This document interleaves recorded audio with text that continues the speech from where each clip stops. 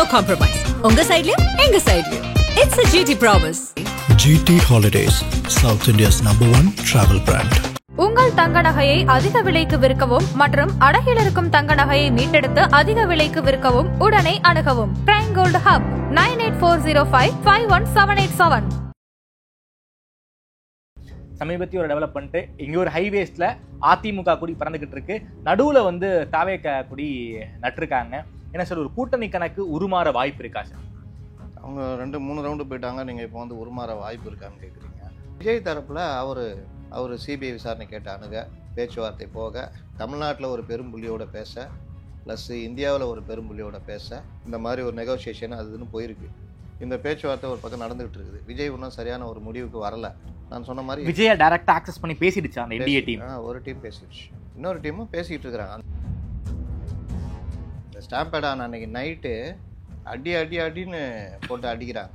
இந்த மாதிரி எல்லாரும் கிட்டத்தட்ட இவங்க காரணன்ற மாதிரி சமூக வலைதளங்கள்லாம் பெருசாக கொண்டு போயிட்டாங்க. அப்போ எடப்பாடி பழனிசாமி வந்தால் அவரும் சேர்ந்து அடிப்பார் அப்படிதான் எல்லாரும் எதிர்பார்த்தாங்க. ஆனால் அவர் அப்படியே தலைகீழ இவர்களுக்கு ஆதரவு தெரிவிச்சோன்னா அந்த சினாரியோவே மாறிடுச்சு, தாவேகாக்கு ஆதரவாக மாறிடுச்சு. என்னையா பண்ணார் அவருன்ற மாதிரி மாறிடுச்சு. அதனால் அந்த இதுவே தலைகீழானோன்னா அந்த நன்றி உணர்ச்சி அந்த தாவேகா இளைஞர்களுக்கு அந்த தொண்டர்களுக்கு எடப்பாடியை வந்து பெருசாக கொண்டாட ஆரம்பிச்சிட்டாங்க. விஜயுடைய நெருங்கிய தோழர் புஷி ஆனந்த் இன்னைக்கு வரைக்கும் எங்கே இருக்காருன்னு தெரியல. அவர் கைதே பண்ண மாட்டேன்னு சொல்லி போலீஸ் இனிமேல் அறிக்கை தான் விடணும். தங்களை கைது செய்யும் எண்ணம் இல்லை, ஆகையால் துணிந்து வெளியே வரும்படி கேட்டுக்கொள்கிறோன்னு போஸ்ட் அடிச்சு ஊர் புறம் ஒட்டினா தான் வருவார் போல. ஏன் சார் போலீஸ்க்கு கைது செய்கிற எண்ணம் இல்லை? இந்த நடவடிக்கைகளுக்கு விஜய் என்டிஏ பக்கம் நகர்ந்துட்டார். நீங்கள் கைதுலாம் போனீங்கன்னா சுத்தமாக ஐயா வாங்க நீங்கள் என்ன பேப்பர்னா எடுத்துட்டு நான் சைன் பண்ணுறேன்ற அளவுக்கு போயிடுவார். அந்த யோசனை அவர்களுக்கு இருக்காதா திமுக பக்கம்? இப்போ அவர் வந்து கரூருக்கு போனால் தான் கரெக்டாக இருக்கும்ன்றது தான் எல்லாருடைய எண்ணமும். கரூருக்கு போயிட்டாருன்னா பாதி உடஞ்சிருங்க, எல்லாம் உடஞ்சிரும். அது கமலஹாசன்ட்ட பேட்டி கேட்குறாங்க, என்ன சொல்கிறாரு, எல்லாருடைய ரெஸ்பான்சிபிலிட்டியும் இருக்குது, எல்லாருக்கும் தான் இருக்குது. இந்த நேரத்தில் போய் நான் வந்து யாரையும் குற்றச்சாட்டு பேசல, அவர் கமல் பேசல. ஏன்னா இவங்க திருப்பி கேட்குறாங்க விஜய்க்கு எதிராக ஏதாவது சொல்லுவார்னு கேட்குறாங்க. அவர் அதுக்கு தயாராகவே விஜய் அவர்கள் சாம்பிள்லாம் எடுக்கிறாங்க. டிஎம்கே வேற லெவல்ல. இப்போ என்ன சார் சாம்பிள் எடுத்துக்கிட்டு இருக்காங்க? இந்த விவகாரத்துல விஜயுடைய எதிர்ப்பு மனநிலை மக்கள்கிட்ட எப்படி இருக்கு? ஸோ இதுல ஒரு கருத்து கணிப்பு அது பண்ணிக்கிட்டே இருக்கணுங்க, அதாங்க அவங்களுடைய ஸ்டைல்.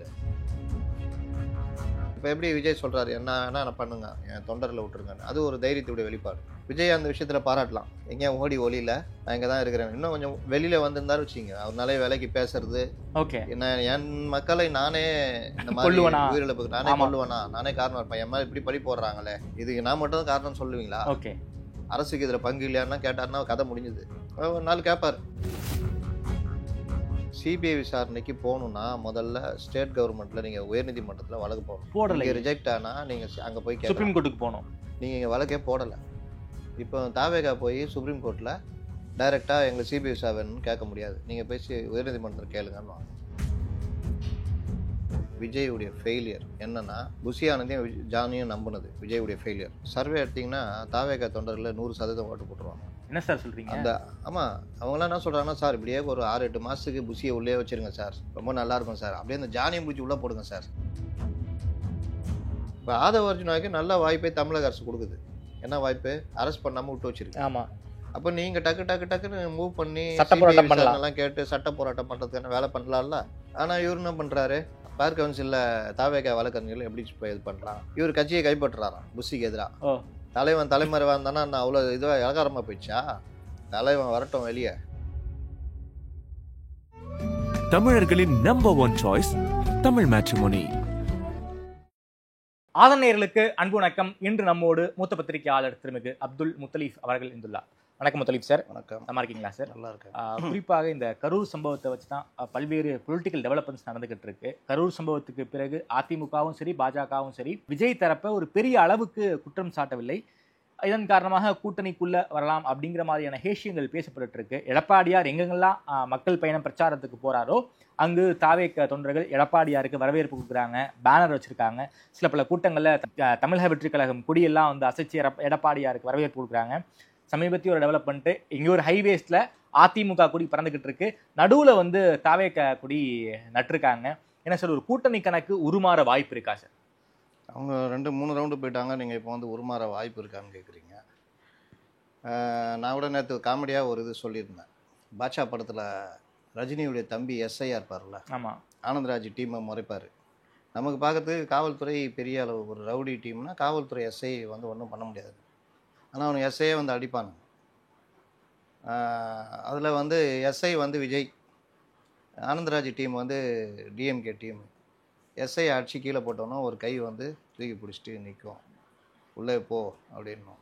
அது வந்து இவர் எடப்பாடி பழனிசாமி ஏடிஎம்கே அப்படின்ற மாதிரி அது சொல்லியிருந்தேன். கிட்டத்தட்ட அந்த மாதிரி தான் அன்னைக்கு ஆச்சு. இந்த ஸ்டாம்பேட் ஆன அன்னைக்கு நைட்டு அடின்னு போட்டு அடிக்கிறாங்க. விஜய் இதை எந்திக்க முடியாத அளவுக்கு அடி. இவரும் தப்பிச்சு ஓடுறாரு, வீட்டுக்கு போய் இது பண்ணுறாரு. யாருமே எல்லாம் எஸ்கேப்பு, சங்கத்தை கலைங்கப்பான்ற மாதிரி. இதெல்லாம் அந்த மைண்ட் செட்டுக்கு வந்துட்டாரா அன்னைக்கு சொல்கிறேன். ஓகே. அப்புறம் காலையில் எடப்பாடி பழனிசாமி பார்க்க வராரு. ஈவினிங்கு நைட் 2 மணிக்கே சிஎம் பார்த்துட்டு அவர் பேட்டி கொடுக்குறாரு. இந்த மாதிரி எல்லோரும் கிட்டத்தட்ட இவங்க காரணன்ற மாதிரி சமூக வலைதளங்கள்லாம் பெருசாக கொண்டு போயிட்டாங்க. அப்போ எடப்பாடி பழனிசாமி வந்தால் அவரும் சேர்ந்து அடிப்பார், அப்படி தான் எல்லோரும் எதிர்பார்த்தாங்க.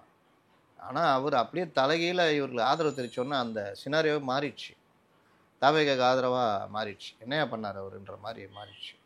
அதற்கு பிறகு இவர் அண்ணாமலை 1 மணிக்கு வச்சு செஞ்சு விட்டார். அதனால் அந்த இதுவே தலைகீழானோன்னா அந்த நன்றி உணர்ச்சி அந்த தவேகா இளைஞர்களுக்கு, அந்த தொண்டர்களுக்கு எடப்பாடியை வந்து பெருசாக கொண்டாட ஆரம்பிச்சிட்டாங்க. அவர்கள் மனசில் என்ன வந்துச்சுன்னா, இவர்களை நம்ம தனியாக நின்று வீழ்த்த முடியாது, திமுகவை நம்ம மாதிரி சேர்ந்தால் தான் நம்மளால் முடியுன்ற முடிவுக்கு அந்த கீழே வந்துட்டாங்க. மேலே வந்து இவர்களுடைய சுயநலத்துக்கு இவர்கள் முதலமைச்சர் நம்பிக்கிட்டு இருக்காங்களா, அதெல்லாம் எப்படி மாற்றிக்கிறதுன்ற இதில் அவங்க யோசிக்கிறாங்க. ஓகே. ஆனால் அந்த யோசித்த கும்பல் 2 பேர் தான். ஒன்று ஜான் ஆரோக்கியசாமி, இன்னொன்று புஷி ஆனந்த். ஓகே. 2 பேருமே விஜய் கூட இல்லை இப்போ வரைக்கும். வந்து புஷி தலைமறைவு, ஜான் இருக்காரு. ஜான் எங்க இருக்காரு? இந்த ஆதவ் ஆபீஸ்ல இருக்காரு. ஓகே. அப்படி இப்படி சுத்திட்டு இருக்காரு.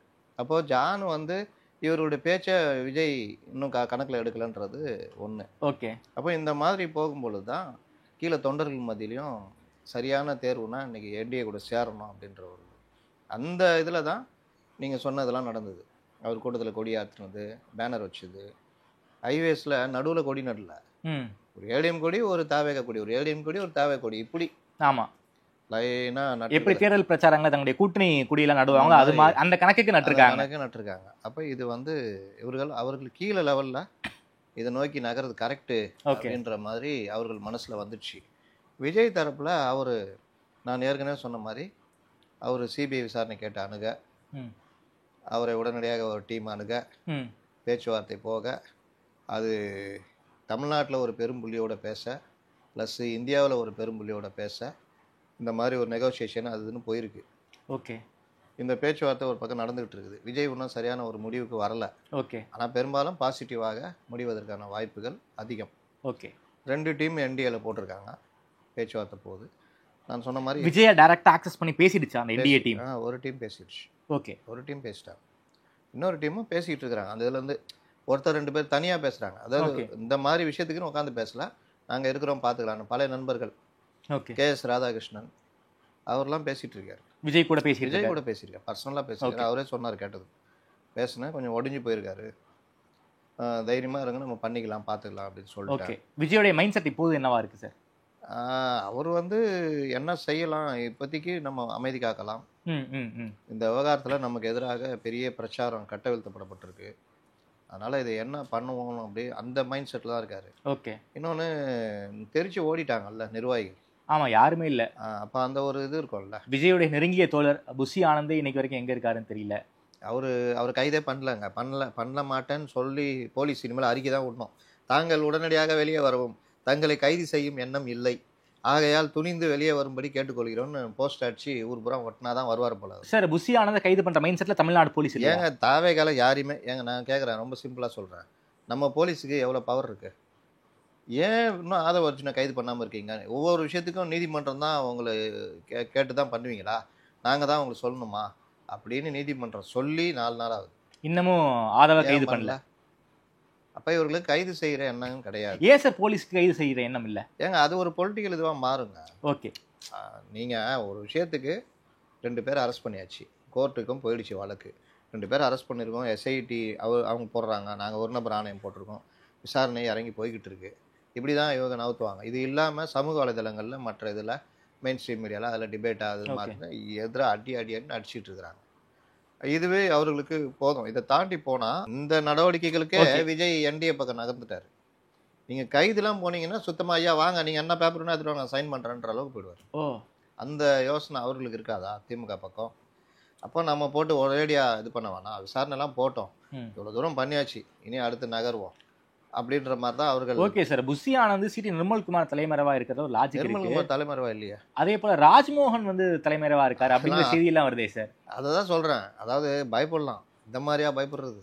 அரசியலுக்கு வந்துட்டீங்கல்ல, கொள்கை பரப்பு செயலாளர், இணை பொதுச் செயலாளர் பதவி மட்டும் வாங்கிக்க தருது. பொதுமக்கள் மத்தியில் ஓரளவுக்கு இந்த வின்னர் படத்தில் வடிவேல் வருவான், இங்கே அடி வாங்கிட்டாங்க அப்படி நிமித்துக்கிட்டு வருவான், அந்த மாதிரியாவது நிமித்திக்கிட்டு வரணும். பயம் இருந்தால் கூட அதை காமிச்சிக்காமல் ஒரு இது பண்ணணும். யாருக்கு தான் அந்த தைரியம் இருக்குது? எல்லாருக்கும் உள்ளேயும் பயம் இருக்கும் அரசியல்வாதிகளுக்கு. ஆனாலும் தொட்டுப்பார் என்னை வந்து பண்ணிடுயா நீ அப்படி இப்படின்னு ஒரு உதாரணம் விட்டுருந்தா தான் கொஞ்சம் இதாகும். சார் உண்மையாலுமே புஷி ஆனந்த் எங்க சார் இருக்காரு? சில பேர் வீரப்பன் காட்டுக்குள்ள இருக்காருங்கிறாங்க, இல்ல சார் கடலுக்குள்ள இருக்காருங்கிறாங்க, ஒரு சில பேர் ரங்கசாமி வீட்டுல பதுங்கி இருக்காருங்கிறாங்க. எங்க இருக்காருன்னே தெரியலையே சார். ஏங்க இப்ப இருக்கிற கண்டிஷன்ல புஷி ஆனந்த் கமிஷனர் ஆபீஸுக்கு போனா கூட யாரும் கண்டுக்க மாட்டாங்க. அப்படி போயிட்டு சுத்திட்டு கமிஷனரை பார்க்கணும்னா உக்காருங்க சார் நீங்க, நான் புஷி ஆனந்த், கொஞ்சம் இருங்க சார், ஒரு இது கூட எழுதி கொடுங்க சார், நான் உள்ள கொடுத்துறேன். அந்த கலகலப்பு படத்துல வர அந்த காமெடி மாதிரி தான் நீங்க சொல்றது இருக்கு எனக்கு. இல்லைங்க, அவர் அப்படி நினச்சி தலைமுறை ஆகிட்டு இருக்காரு. ஆனால் இங்கே தமிழக காவல்துறையோ மற்றவர்களோ வந்து அவரை கைது பண்ணுற எண்ணம் இருக்கிற மாதிரி எனக்கு தெரியல. ஓகே, நான் பேசின வரையிலும் அப்படிதான் எனக்கு தகவல் வந்தது. ஆனாலும் தலைமுறை சார் அவரை போயெல்லாம் எதுக்கு சார் கைது பண்ண போகிறோம்? ஆனாலும் தலைமுறைன்னா அதுதான் பயன்றேன். இப்போ ராஜ்மோகன் எங்க தலைமுறை இருக்காரு? அவர் ஏதாவது வழக்கில் இருக்காரா? இல்லை, எஃப்ஐஆர் அவர் பேரே கிடையாது. அண்ட் அதர்ஸில் ஒரு வேளை நம்மளை சேர்த்துட்டாங்கன்னா அப்படின்ற பயம் ஏதோ இருக்குது போல். அதனால் எதுக்கு தலைமறைவு ஆகுறாங்கன்றது இது இல்லாமல் அவர்கள் சுற்றிட்டு இருக்கிறாங்க. ஓகே, அதனால் கவர்மெண்ட்டு இந்த விவகாரத்தில் இதுக்கப்புறம் இவர்களை போட்டு அடிச்சா சிக்கலாகிடும். ஓகே, அதுலேயும் புஷி ஆனந்த் கைதானா விஜய் தனிப்பட்ட முறையில் ஒரு மாதிரி முடிவெடுத்துருவார் ஓகே அப்படின்ற ஒரு எண்ணம் இருக்குது. அதனால் கைது இதெல்லாம் இல்லை, இவங்க பாதுகாப்புக்கு.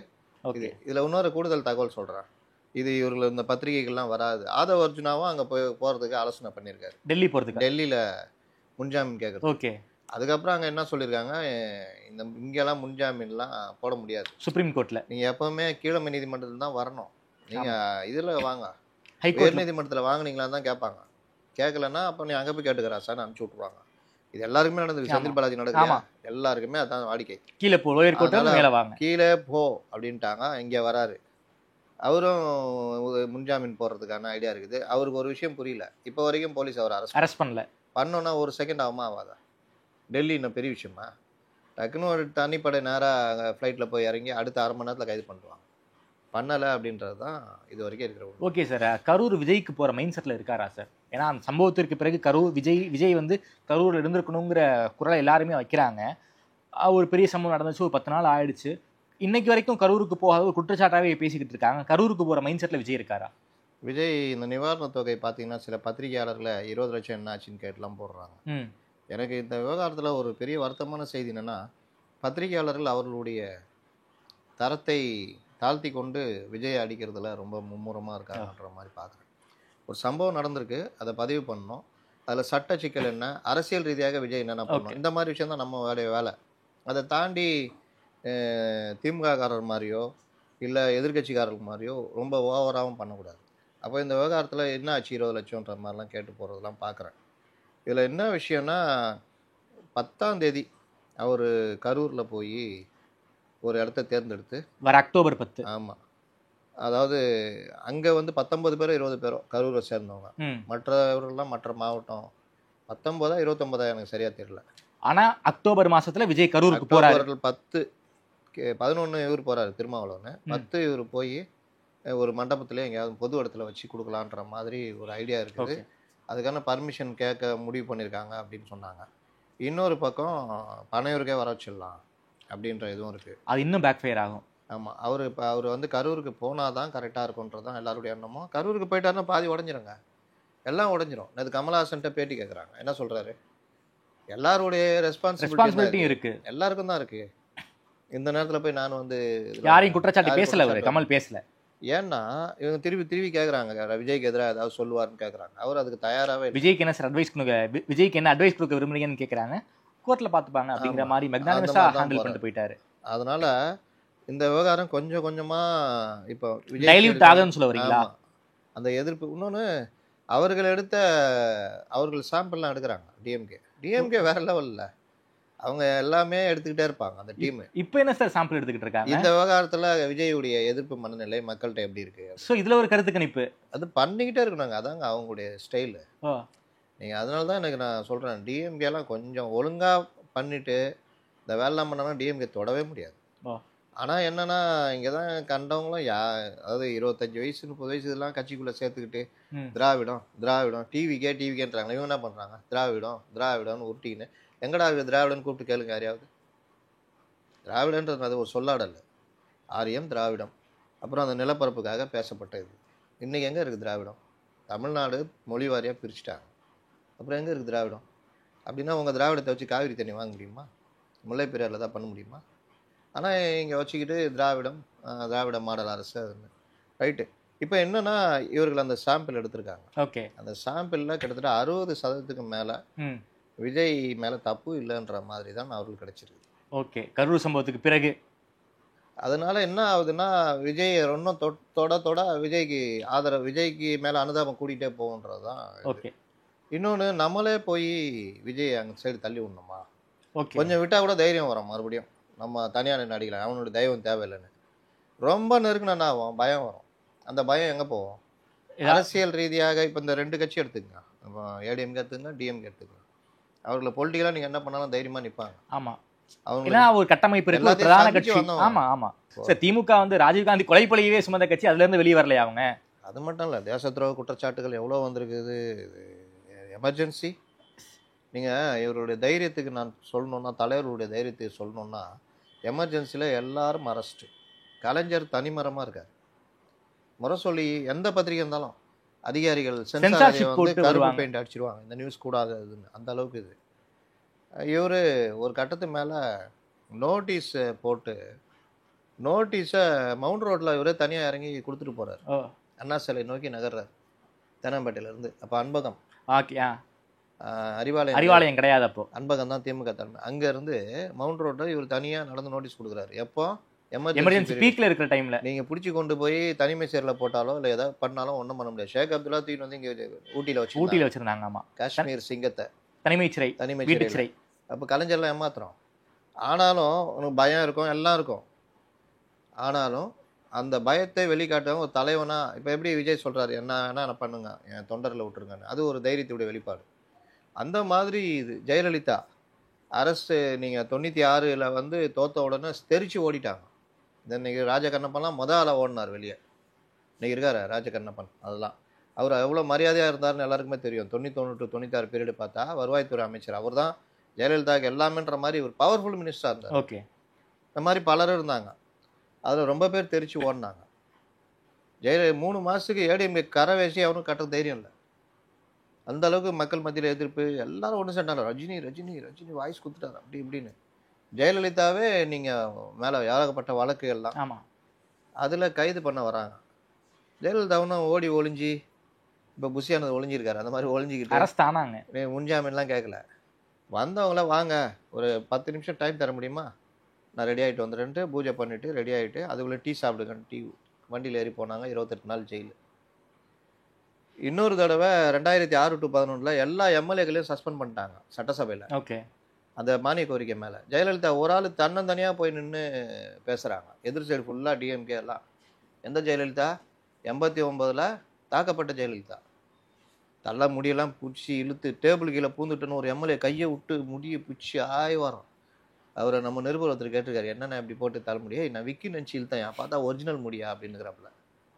அந்த மாதிரி அவங்க முடி பார்த்தீங்கன்னா இப்படி சேலையை பிடிச்சி இழுத்து இதெல்லாம் நடந்தது. அந்த மாதிரி ஒரு தாக்குதல் சம்பவத்துக்கு அப்புறம் யாராவது நினச்சி பார்ப்பாங்களா தனியாக போகிறதுக்கு? இந்த அம்மா போனாங்க. இதுதான் தைரியத்துடைய வெளிப்பாடு. அது போலீஸார் எதாரு தலைவன் முன்னுதாரணமாக இருக்கணும். அப்போ தான் தொண்டர்களுக்கு தைரியம் வரும். விஜய் அந்த விஷயத்தில் பாராட்டலாம். எங்கேயா ஓடி ஒளியில் நான் இங்கே தான் இருக்கிறேன். இன்னும் கொஞ்சம் வெளியில் வந்திருந்தாரு வச்சுங்க, அவர் நிறைய வேலைக்கு பேசுறது. ஓகே. என் மக்களை நானே இந்த மாதிரி உயிரிழப்புக்கு நானே கொள்ளுவேனா, நானே காரணம் இருப்பேன், என் மேலே இப்படி பழி போடுறாங்களே, இதுக்கு நான் மட்டும் தான் காரணம் சொல்லுவீங்களா? ஓகே. அரசுக்கு இதில் பங்கு இல்லையான்னா கேட்டாருன்னா கதை முடிஞ்சுது. ஒரு நாள் கேட்பார், வரணும் ஒரு நாள் கேட்பாருன்னு வச்சுங்களேன். அப்போ இந்த விவகாரத்தில் வீரம் தைரியம் இது ரொம்ப முக்கியங்க. அது இப்போ புஷி ஆனந்துக்கோ மற்றவர்களோ இல்லைன்றது நாளைக்கு பெரிய இழிவாக பார்க்கப்படும். ஓகே சார், குறிப்பாக மதுரை பெஞ்சில் வந்து பெயில் பெட்டிஷன் புஷி ஆனந்த் போட்டிருந்தாரு. சீனியர் கவுன்சில் ராகவாச்சாரி 1.5 மணி நேரம் ஆர்கியூ பண்ணியிருக்காரு சார். அங்கேயே வந்து பெயிலை டிஸ்மிஸ் பண்ணிட்டாங்க. இப்போ சுப்ரீம் கோர்ட்டுக்கு போயிருக்காங்க. பெயில் கிடைக்க வாய்ப்பு இருக்கா சார்? உங்களுக்கு இங்கே வந்து எப்படி பார்ப்பாங்கன்னா, நீதிபதிகள் பொதுவாக இங்கே இருக்கிற அந்த சூழ்நிலை அது பெயில் கொடுக்குற இதுதான், ஒன்றும் பெரிய இதெல்லாம் கிடையாது சார். 1.5 மணி நேரம் ஆர்கியூ பண்ணியிருக்காரு சார். ஆர்கியூமெண்ட்டே தசை திருப்பி விட்டாங்க பார்த்தீங்களா? நான் பேசுகிற பலரும் என்ன சொல்கிறாங்கன்னா, நாங்களாம் காரணம் இல்லைங்க, மாவட்ட செயலர் தான் காரணம், அவங்க தான் அரெஸ்ட் பண்ணிட்டீங்கல்ல, எங்களெல்லாம் கைது பண்ணுறதுலாம் இல்லை, அப்படி ஆர்கியூமெண்ட் பண்ணா. அப்படிலாம் பண்ணலை. எப்படி ஆர்கியூமெண்ட் பண்ணாருன்னா, ஒரு நிகழ்ச்சி நடக்குது, ஒரு இந்த மாதிரி பெரிய ஸ்டாம்பேட் நடக்குது, இது வந்து இன்டென்ஷனாக விஜயோ மற்றவர்களோ புஷி ஆனந்தோ மற்றவர்களோ பண்ணலை, அவர்கள் நோக்கம் அதுவும் கிடையாது. இது ஒரு விபத்து நடந்திருக்கு. இந்த விபத்துக்கு காரணமாக மாவட்ட செயலாளர்கள் 2 பேரை கைதும் செய்திருக்கிறீர்கள். இந்த விபத்தை வைத்து மாநில நிர்வாகிகளும் கைது செய்வது, அவர்கள் மேல் வழக்கு போட்டு கைது செய்ய துடிக்கிறீர்கள். இது சரியில்லை. இதே மாதிரி ஒரு விபத்து திமுக கூட்டத்தில் கன்னியாகுமரியில் இங்கே ஒரு ஸ்டாம்பேட் நடந்தால் நீங்கள் சென்னையில் இருக்கிற மாநில நிர்வாகி மேலே வழக்கு போட்டு கைது பண்ணுவீங்களா? இது எப்படி சரியாக இருக்கும் அப்படின்னு இன்னும் 2-3 வழக்குகளை அவர் உதாரணம் காமிக்கிறார். இது அப்படியே திருப்பி நாங்களாம் பொறுப்பு இல்லை, மதியழகன் தான் பொறுப்பு, மதியழகனை வந்து கைது பண்ணிட்டீங்களா அப்புறம் என்ன அப்படின்ற மாதிரி புஷி கேட்டார். புஷி தரப்பு, அதாவது வழக்கறிஞரே புஷி தரப்பு அப்படின்னு மாற்றி வெளியில் பரவ விட்டாங்க. நான் பேசுகிற எல்லாருமே தான் சொல்கிறாங்க. அப்புறம் நான் சொல்கிறேன் இதான் வாதம், இப்போ சொல்லுங்கன்னு, ஓ இப்படியா, இன்னும் இந்த மாதிரி சொல்லிட்டாங்க அப்படின்ற அளவுக்கு தான் போகுது. அதனால் இங்கே நீதிபதிகள் எப்படி பார்ப்பாங்கன்னா, இங்கே இருக்கிற சூழ்நிலை மற்ற விஷயம் பார்த்து ரிஜெக்ட் பண்ணுவாங்க. ஓகே, இதில் அந்த ஆர்டரில் வந்து டைரெக்டாக ரிஜெக்ட். ஆமாம், ஆர்குமெண்ட் எல்லாம் குறிப்பிட்டு இதை நாங்கள் ஏற்றுக்க மாட்டோம் அப்படிலாம் இல்லை, டிஸ்மிஸல் தான், நேராக டிஸ்மிஸல் தான். அப்போ இவர்கள் அங்கே போகிறாங்கன்னா சுப்ரீம் கோர்ட்டில் அதுக்கான தீர்வு கிடைக்கும். ஓகே, அவர்களுக்கு கிடைக்கிறதுக்கான வாய்ப்பு இருக்குது. Okay sir. குறிப்பாக சிபிஐ வழக்கு சார், சிபிஐ வழக்கை பொறுத்த வரைக்கும் மதுரை பெஞ்சில் வந்து தாவேக தரப்பு போடவே இல்லை. தாவேக தரப்பு சிபிஐ விசாரணை வேணும்னு கேட்கவே இல்லை. 2 பேர் போட்டிருந்தாங்க. 2 பேருமே நான் அக்ரீவ்டு பார்ட்டி என்பதன் காரணமாக அந்த சிபிஐ ப்ராபையே வந்து டிஸ்மிஸ் பண்ணிட்டாங்க. சென்னையில் உமானந்தன் பாஜக கவுன்சிலர் ஒரு கேஸ் போட்டுருந்தாங்க, சிபிஐ விசாரணை வேணும்னு, நீங்கள் மதுரையில் போய் கேட்டுக்கோங்கன்னு சொல்லிட்டாங்க. உமானந்த் தரப்பு சுப்ரீம் கோர்ட்டையும் அணுகி இருப்பதாக தகவல். தாவேகா தரப்பு சிபிஐ விசாரணை கேட்டு சுப்ரீம் கோர்ட்டுக்கு எதுவும் மனு போயிருக்காங்களா சார்? இது வரைக்கும் எனக்கு தெரிஞ்சு இல்லை. அதுக்கான ஒரு தகவலை கசிய விடுறது கூட அவங்களுக்கு தைரியம் இல்லை. சிபிஐ விசாரணை கேட்டு நான் இப்படி வந்துடுறேன். புஷி ஆனந்துடைய ஃபெயிலியர், ஜான் ஆரோக்கியசாமியுடைய ஃபெயிலியர், விஜயுடைய ஃபெயிலியர் என்னன்னா, புஷி ஆனந்தையும் ஜானையும் நம்பினது விஜயுடைய ஃபெயிலியர். விஜய் நம்பினது 2 பேரையும் நம்பினது, 2 பேரையும் நம்பினது விஜயுடைய ஃபெயிலியர். விஜயை முட்டுச்சந்திர நிறுத்தாது இவங்க 2 பேர் தானா?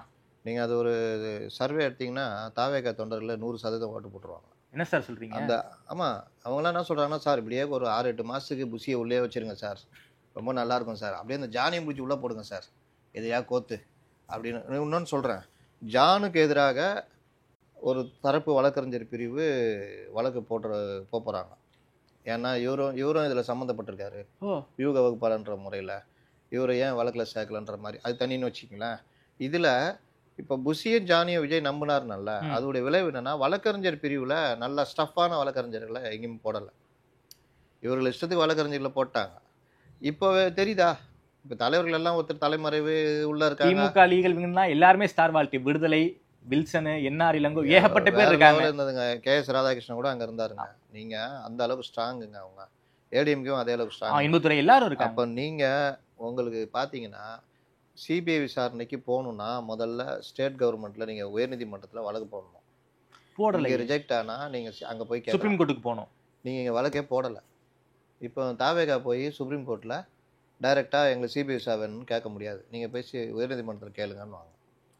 இது ஒரு சிக்கல் இருக்குது. நான் அன்றைக்கி கூட சொன்னேன், மற்றவர்கள் தள்ளுபடி பண்ணதை காரணம் காமிச்சு போகலாம் அப்படின்னு. அந்த மாதிரிக்கு வாய்ப்பு ரொம்ப கம்மி. விஜய் தரப்பே நேரடியாக ஹைகோர்ட்டில் வந்து ஒரு பெட்டிஷன் ஃபைல் பண்ணணும்.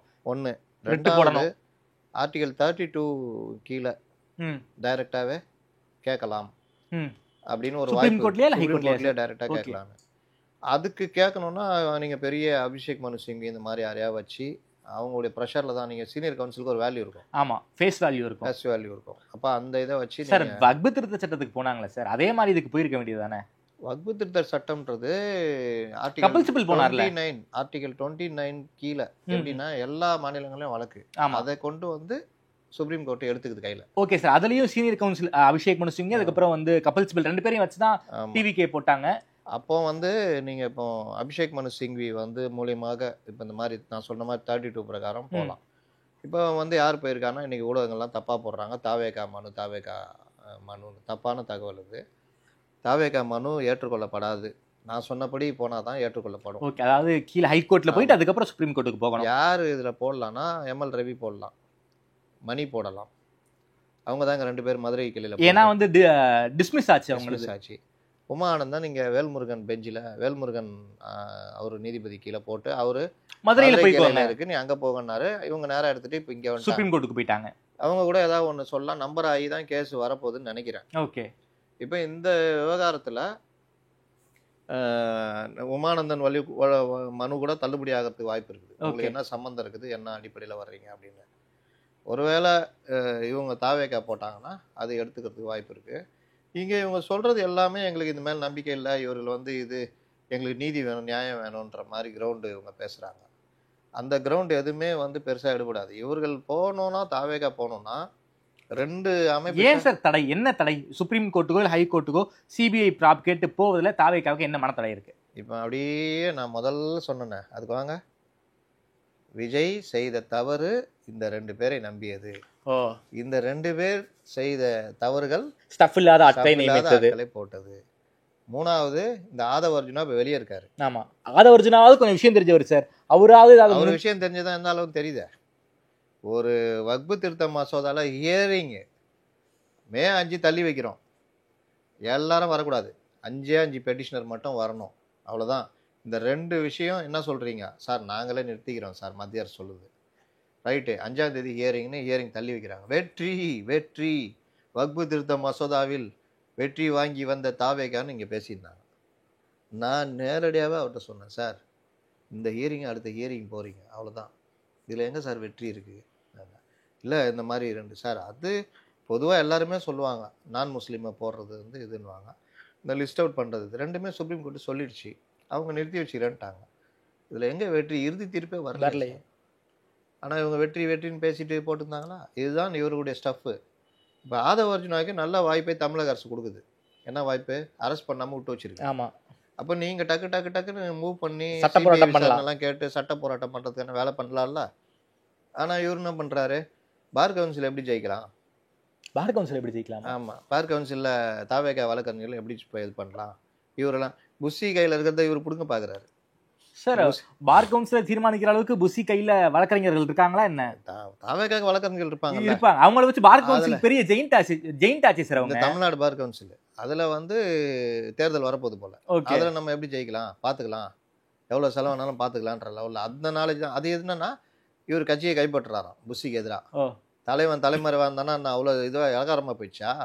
தலைவன் வரட்டும், வெளியே வந்தவொடனே கத்தி எடுத்து சுத்த போகிறாரு பாருங்க, எத்தனை தலை உருள போதோ தெரியாது.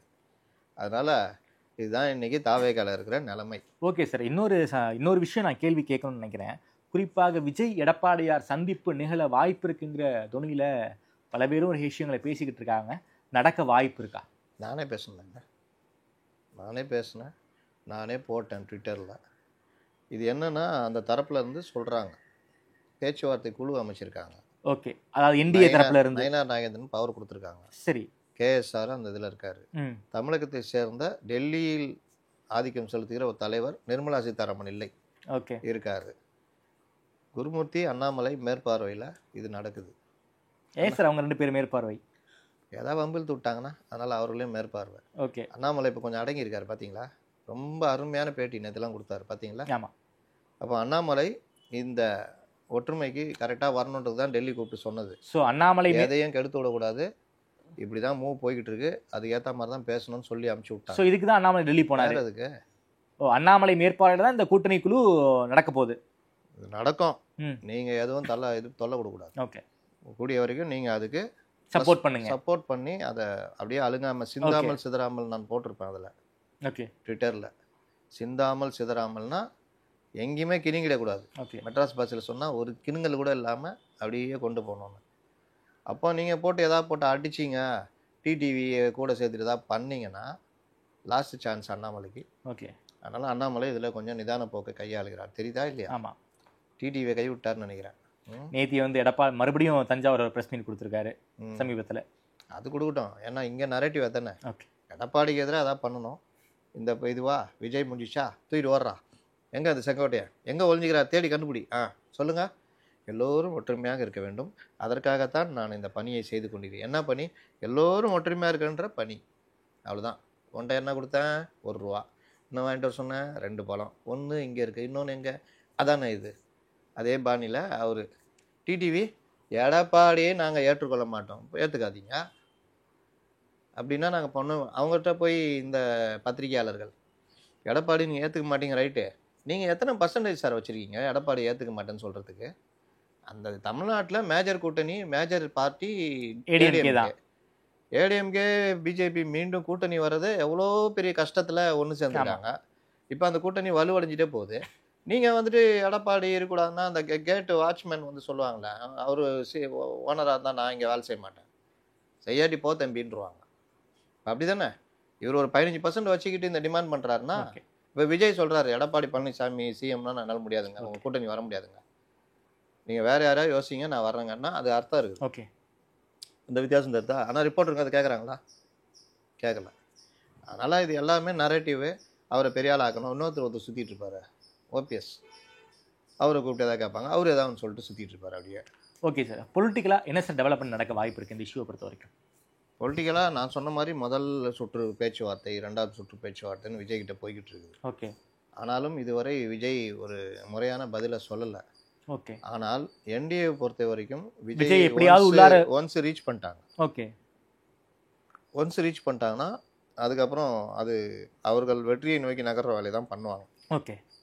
இது டிஎம்கே சைடில் எல்லார் மத்தியிலையும் இந்த கூட்டணி அமைஞ்சால் பெரிய சிக்கல் வரும்னு இப்போ புரிய ஆரம்பிச்சிச்சு. ஓகே. அதனால் விஜய்க்கு எதிரான நடவடிக்கைகள் கொஞ்சம் ஸ்லோ பண்ணுற வேலையை ஆரம்பிச்சிருக்காங்க. ஓகே. அதில் தான் நான் சொல்கிற இந்த கைது நடவடிக்கைகள் இல்லைன்றது. ஓகே. ஆனாலும் இந்த விவரங்கள் புரியாத இவர்கள் இப்போ இந்த 21க்கு அப்புறம் சேர்ந்த கூட்டம் தானே இந்த கூட்டம்லாம், தானாக சேர்ந்த கூட்டம் இப்போ இருக்கிறதுலாம். இந்த பத்திரிகையாளர்கள், சமூக ஆர்வலர்கள், இலக்கியவாதிகள், அரசியல் விமர்சகர்கள், மெயின் ஸ்ட்ரீம் மீடியாக்கள், இவர்கள்லாம் என்ன 21க்கு முன்னாடி இதே திமுகவை ஆதரிச்சாங்களா? இதில் பல பேர் எங்கே வாங்கி தின்னான்னு என்னால் லிஸ்ட்டே போட முடியும். சரி ரைட்டு நல்லா இருன்ட்டு நம்ம வேடிக்கை பார்த்துக்கிட்டு இருக்கிறோம். இப்போ இவர்கள் எல்லோருமே அதே அஜெண்டாவில் விஜயை போட்டு அடிச்சுக்கிட்டு இருக்கிறாங்க. இதனுடைய விளைவு என்ன ஆகும்னா, இன்னும் விஜயை அங்கே தள்ள ஏற்படும். ஏன்னா இவரெல்லாம் விஜயெல்லாம் இந்த அரசியல்லாம் பார்த்ததே கிடையாது. இப்போ shoot ready, shot ready sir அப்படின்னோடனே கேரவுண்ட்லேருந்து வந்து எப்படி சார் பண்ணோம் அப்படின்னோம் சார் அப்படின்னோன்னா இன்னொரு ஷாட்டில் 10 பேர் அப்படியே உள்ற மாதிரி, ரைட் ஓகேவா சார் செம்மையாக பண்ணீங்க சார், போங்க கேரவுண்டில் போய் உட்காந்துக்குவார். இப்படி தான் விஜய் வாழ்க்கையை பார்த்துருக்காரு. இந்த அடியெல்லாம் பார்த்துருக்காரா? இல்லை. அப்போ இது புதுசாக பார்க்கும்போது எப்படி இருக்கும்? பிரமிப்பாக தான் இருக்கும், திகைப்பாக இருக்கும், ஒன்றுமே மூளை வேலை செய்யாது. எஸ்ஐக்கு அப்போ தான் புரியுது, ஓ ரவுடி பசங்க நம்மளை எஸ்ஐன்லாம் கூட பார்க்கல, யூனிஃபார்ம்லேயே அடிக்கிறாங்களே, வாயிலெல்லாம் ரத்தம் வந்துச்சின்னு. அப்போ தான் உள்ளே போ அப்படின்னு வராரு பாட்சா. அப்போ பாட்சா தலைமைக்கில் நம்ம வந்துடலான்ற முடிவு பண்ணிட்டாங்களா? ஓகே. தான் இப்போதே நிலமை. ஓகே சார், ரொம்ப நன்றி சார். குறிப்பாக இந்த விஜய் பற்றின டெவலப்மெண்ட்டை ரொம்ப விரிவாக பேசியிருக்கீங்க. குறிப்பாக என்டிஏ கூட்டணி ஒரு ரெண்டு கட்ட பேச்சுவார்த்தையை முடிச்சுட்டாங்க. இன்றைக்கி இப்போ வரைக்கும் விஜய் பதில் சொல்லாமல் இருக்கார். விஜய் கரூருக்கு போக வாய்ப்பு அப்படிங்கிற துணியில் பேசியிருக்கீங்க. குறிப்பாக எடப்பாடியார் விஜய் சந்திப்பு நிகழ வாய்ப்பு இருக்குன்னு பல்வேறு யூகங்களை வச்சு பேசியிருக்கீங்க. பார்ப்போம் சார், காலம் அதற்கான விஷயத்தை வந்து கை கொடுக்குமாங்கிறத நேர்வு நம்ம கொடுத்து பேசி நன்றி.